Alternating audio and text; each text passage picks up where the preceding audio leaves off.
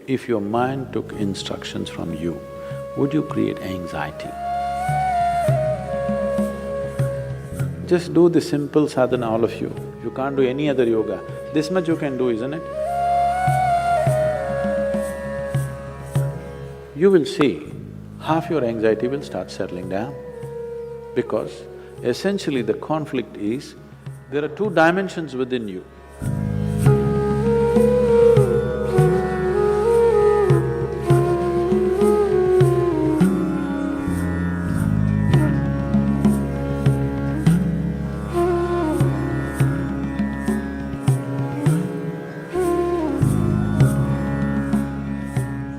If your mind took instructions from you, would you create anxiety? No. So don't look for answers elsewhere, elsewhere, elsewhere. It is just that your own physiology and your psychological patterns not taking instructions from you. So you said so many things, I try, whatever these big words are floating all over California particularly, about surrendering to it, about letting it go, about… Not for one person has such a thing worked, ever. Has it, I'm asking you? You have anxiety, try to let it go.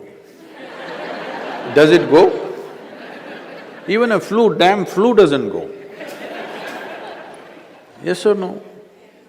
Even a simple cold does not go, you say go, does it go? So, let's not get into this fanciful states of surrendering, these are all words thrown around. Nobody knows what is surrender.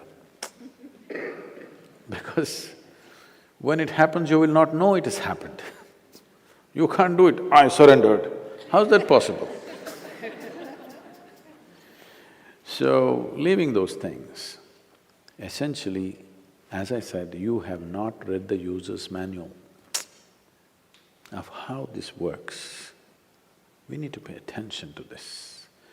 The system is made in such a way, if you hold your hand like this, it'll work one way. If you do like this, it'll work another way. If you do like that, it'll work another way. It's a phenomenal process. If it was a simple thing, we could have just beaten it into shape with hammer and anvil, okay? It's too sophisticated. It's a phenomenally complex machine.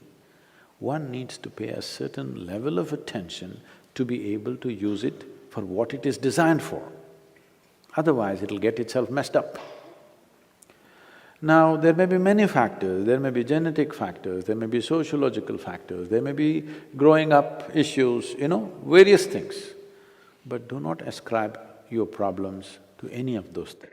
The important thing is just this, you are not able to have your mind the way you want it. That's the only problem you have, isn't it? The moment you ascribe it, I'm like this because my father was like that, I'm like this because my grandfather's genetics were not okay, you're finished. Because we can't change those guys now. Yes? You can't choose a different father or a different grandfather now, it's over. But you can transform this. You must understand, still it doesn't matter you have anxiety disorder. Still, if you put a piece of carrot, there is an intelligence here which can transform a carrot into a human being. That means every day a new body is being manufactured within you, isn't it? In parts, a new human being is manufactured every day. When the very source of creation is functioning within you and a new human being is constantly being created, if you take little charge of that, you can create an entire new physiological and psychological process. This happened to us some time ago. Last year, we were trekking in Tibet. I was in a tent, I was doing some work and another person was cutting an apple. One of these porcelain knives these days. So the other person around says to this person, "It's a very sharp knife, be careful." It irritates me a bit. I look like this because he's a grown man. If it's a child, it's different. Then we have to watch how he uses the knife. It's a full-grown man. And a knife is supposed to be sharp. If it's not sharp, why do you call it a knife? So I ignored it and continued to work. In another 2 minutes, she says again, "It's a very sharp knife, be careful." I said, "Come on, he's a full-grown man, leave him alone, he knows how to use this knife. This stupid knife can't he handle? It's not some earth-moving machinery or spacecraft or something that he doesn't know how to handle. It's a knife." She says, "No, Sadhguru, it's a very sharp knife." All right. And I continue what I'm doing. In another 2 minutes, she whispers to him, "Please be careful, very sharp." And in another 2 minutes, he cuts his finger. Then I give up, okay. This is all that's happening. This is all that's happening with life. You have an intellect for which you don't have a stable enough platform. Or in other words, you have a sharp knife, a very sharp knife a very sharp knife in your hand, but your hand is not steady. Please see, it's your own mind which is causing all this pain, isn't it? Yes or no? So you have a very sharp knife, the sharper it is, the more you cut yourself. So we don't have to blunt the knife, we just have to have a steady hand, isn't it? Nothing has been done about that. People are trying to blunt the knife with all these sedatives and nonsense. What you take is to blunt the knife. Blunting the knife is not the answer, because if you lower the possibilities of who you are, everything will be okay. If you remove half of your brain, you will be quite peaceful. Because it takes some brain to cause anxiety. If we really remove half of your brain, you will be quite peaceful and you may even be happy, actually. Nothing bothers you. It'll be okay. All right? But that's not what we're looking for.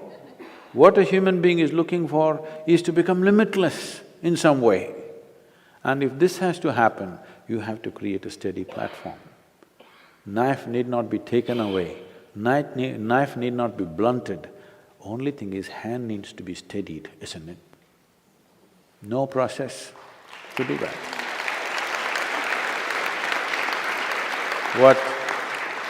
What inner engineering means, what yoga means is just this. When I say yoga, being in California, don't imagine all those impossible postures.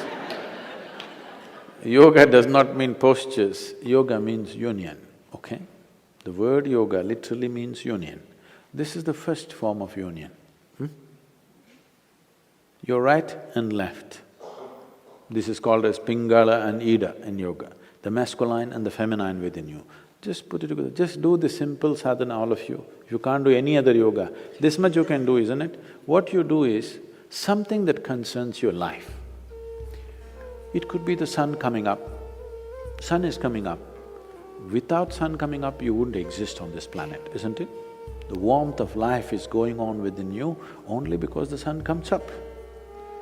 Without the tree exhaling oxygen and you exhaling in carbon dioxide for it and this exchange happening, you wouldn't be alive, isn't it?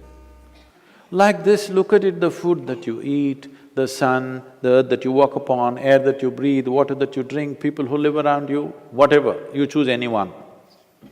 Just do this, put your right and left together perfectly, not like this, not like this, perfectly, okay?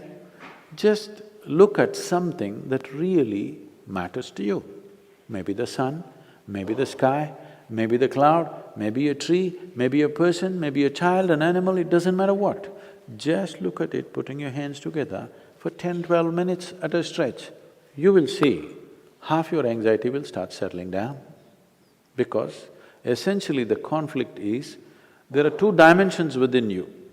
I don't want to go into an elaborate description of this, because the yogic physiology goes elaborately into this.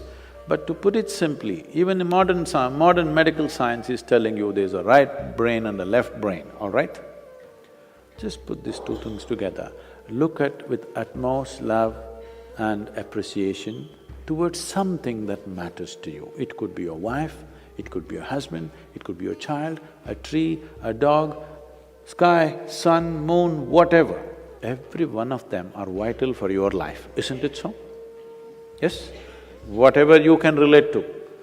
Putting these two things together, just look at them with utmost pleasantness that you can generate, recognizing how important they are for you. Many things will change. This is the first form of yoga. If I do this, it'll become difficult.